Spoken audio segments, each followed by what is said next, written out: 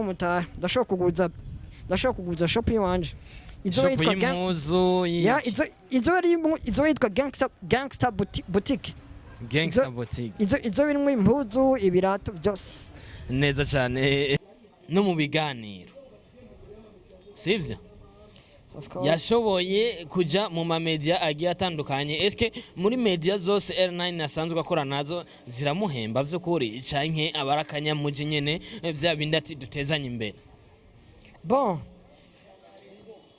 kuba narakoranye n'amamedia kampemba ibyo Tarisisi Hope Ministry TV ni umuryango washinzwe ugamije gufasha abakene imfubyi n'abapfakazi batagira kirengera abana baba mwibarabara abasangwa butaka abarwariye mu bitaro ndetse n'imfungwa nawe nimba hari umusanzu wifuza gutanga duhamagare cyangwa utwandikire kuri izo nimero ziri kuri screen.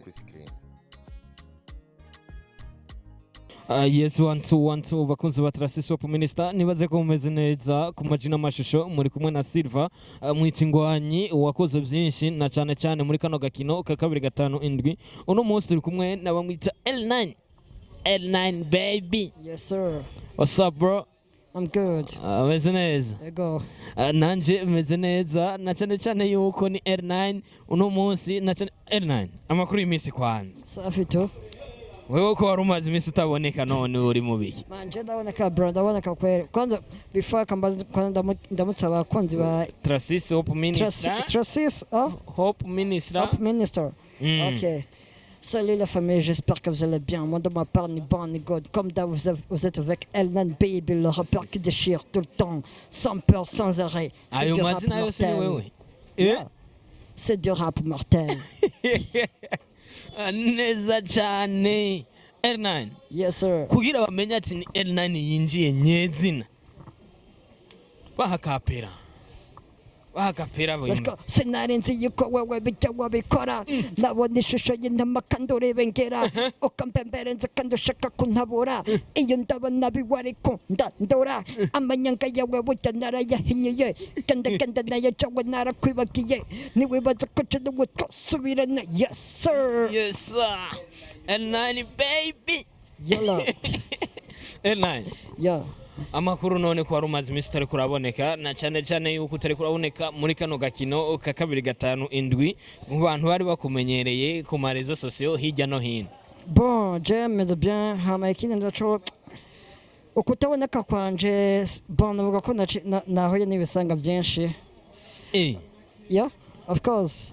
Ubu nange nafana unangifise narahoye n'abagambanye barayintwara telefone yawe. Yeah.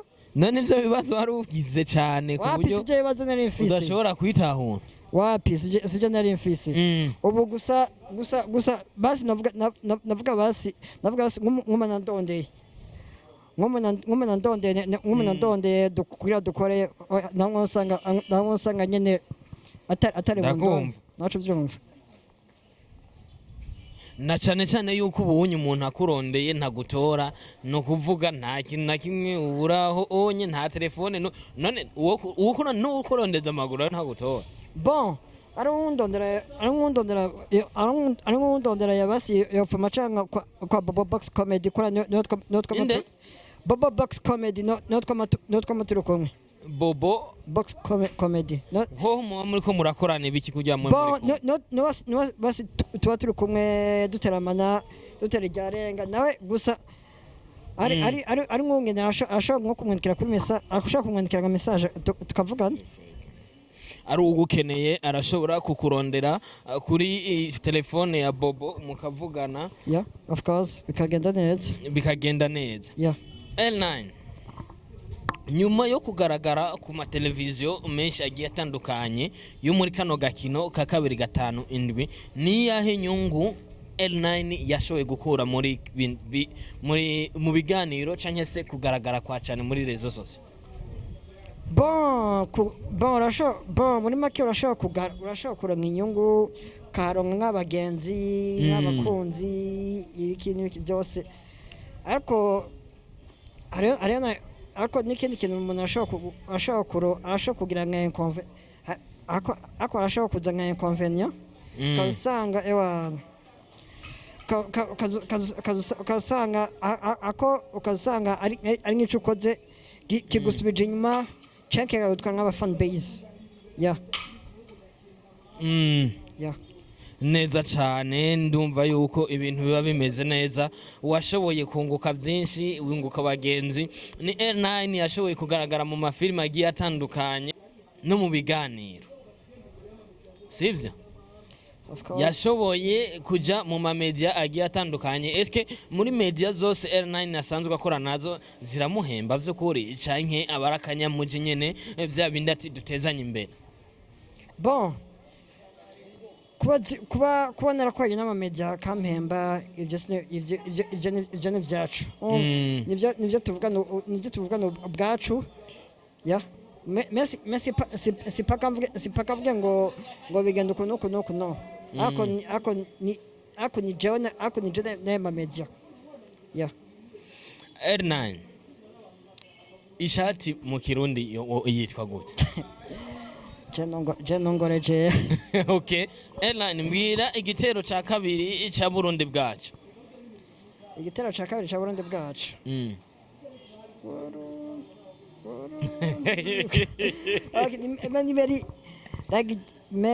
iragi ry'abasokuru ramutswa inahe urishira ivy'ukuri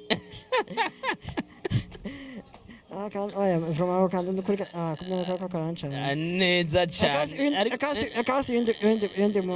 undi munsi R9 apaha yuko ushobora kuba ukora umuziki na cyane cyane kuri YouTube yiwe ni R9 suko nyene R9 baby nyuma yaho onye usanzwe ukora umuziki apaha y'umuziki nakahe kandi kazi R9 ashobora kuba akora muri kano gakino ka 2-5-7 canke se mu buzima busanzwe bon ubu novuga ko imiryango igiye kugorora novuga ko imiryango isa nigiye kugorora kubera narumve kubera ubu byari ndi kuri byari mengo byari naruse ari umuntu yakwarandondera gusa byose ngiye kubikora ariko ushakisha iki ifaranga nundi bavuga ati nta muntu yirirwa yicaye ntawe ujya yicaye ko nawe ndazi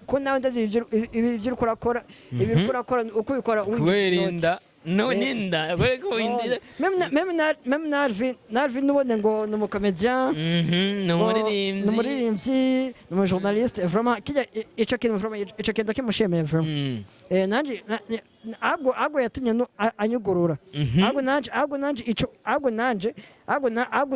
navuga ko nanje yanyeretse aho noca hose neza cyane uyu mwanya mu buzima busanzwe rero R9 ariko akora iki no mu buzima busanzwe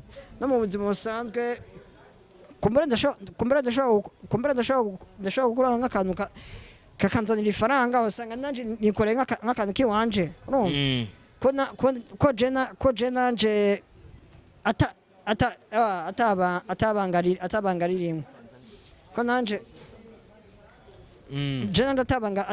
ko nanje atabangarira ndonse nk'umutahe ndashobora kuguza shop yiwanje izo yitwa